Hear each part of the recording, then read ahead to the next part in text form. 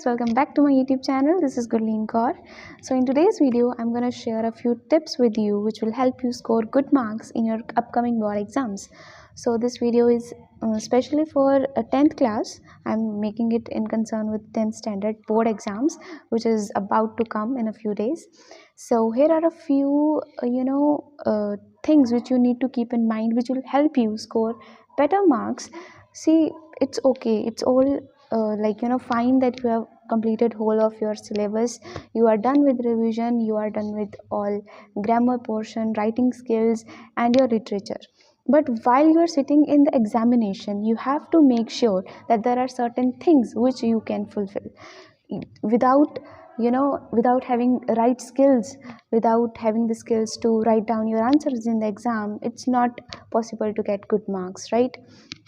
So now what I am concerning here is that you have completed your syllabus, you have learned everything very well, and now you need a few tips which will help you to present your answers in a better way in your answer sheet.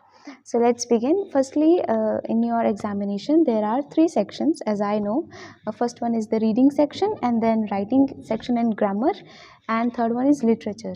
Now reading section is something which depends on your skills. If you have those skills to read the paragraph and answer the questions, and that is all what depends on your practice. If you have practiced sufficient sample papers, previous year questions, then you will be easily doing that. Now for a reading skill, you just need to read the paragraph with your calm mind, relaxed mind. Don't be stressed in your examination. Just relax and start reading that paragraph which is given in your reading section's question, and then accordingly answer the questions which are asked. That is most of the times that is not very difficult. It will be of moderate level. You will be easily doing that if you will read it thoroughly and understand the concept behind the paragraph, right? Next thing comes is grammar and your writing section. Now this is very important. Here you need the skills.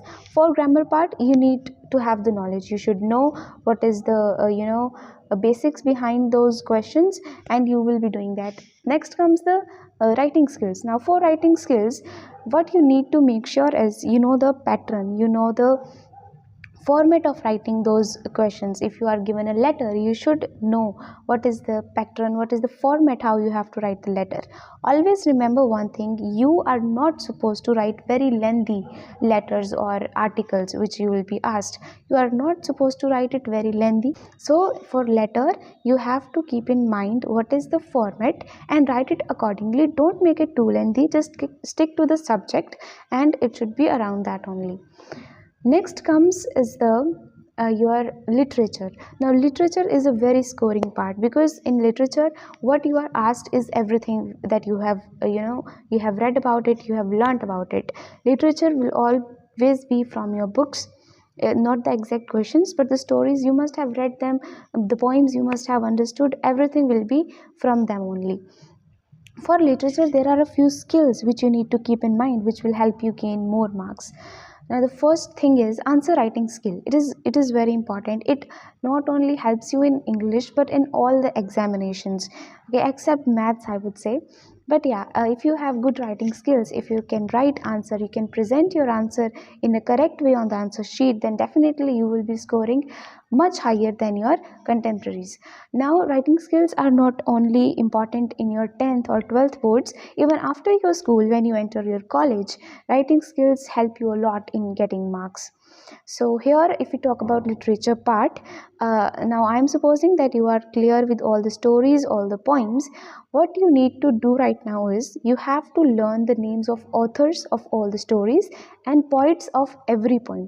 You should learn them, whether you cram it anyhow. You should know that which story or which poem is written by whom.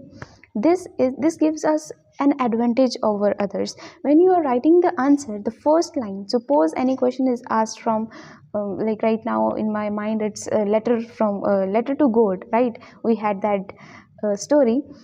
So first line, what you gonna suppose you get a question from that chapter, then first line in your answer should be, this story, the letter to God, is written by dash. It is written by this author. This line you have to add in every answer. Suppose if you have short answer type or long answer type, in short answer type you can skip it if you want, but in long answers you must add this line, which should be the starting opening of your answer.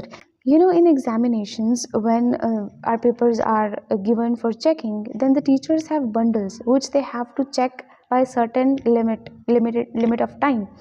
At that time, if they are checking 10 sheets and one paper is yours, which is written in a very brilliant way, it is written clean and clear, it is written in a perfect format, then you definitely get an advantage over others.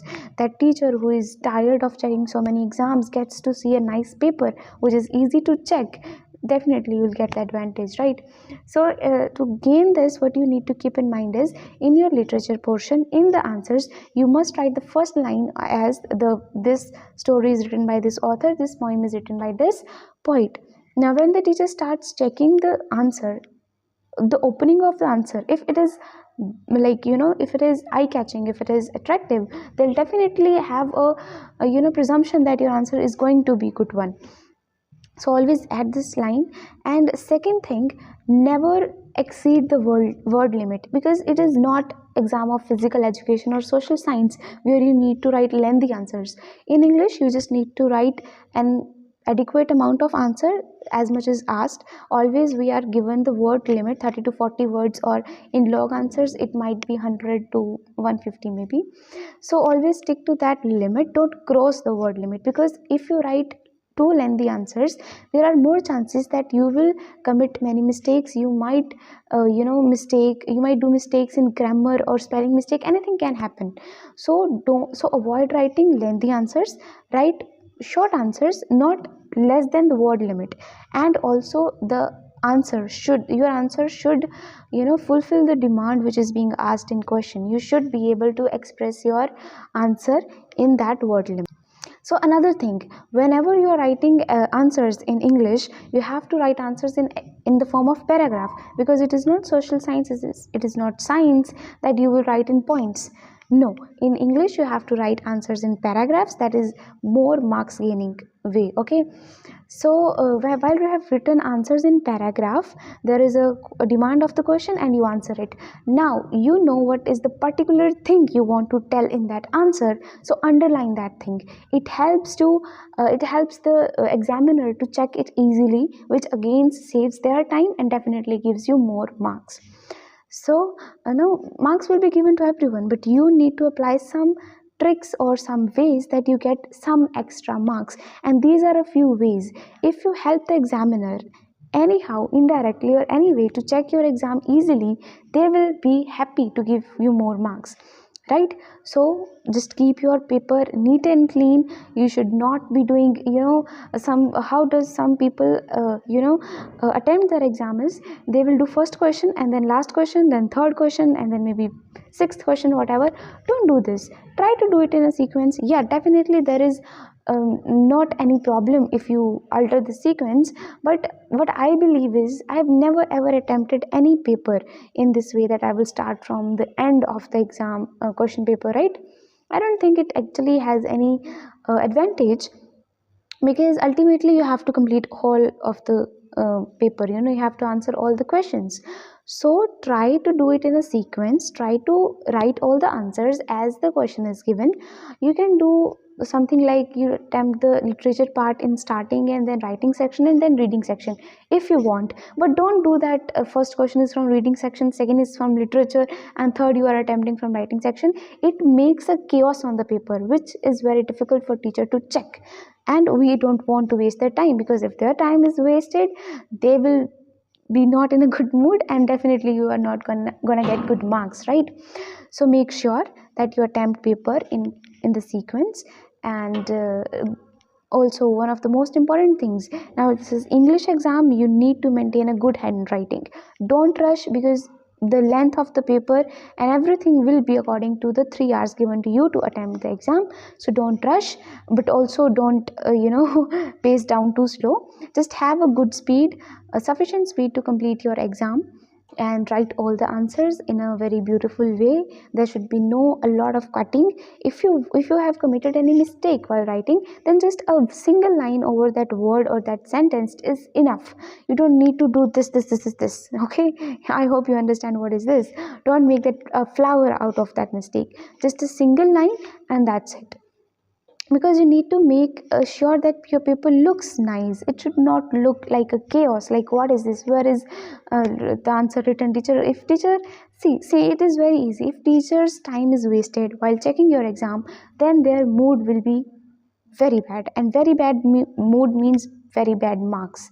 So what all you can do is that attempt paper in a nice way, attempt all questions in a sequence. At least try to attempt all questions in a sequence.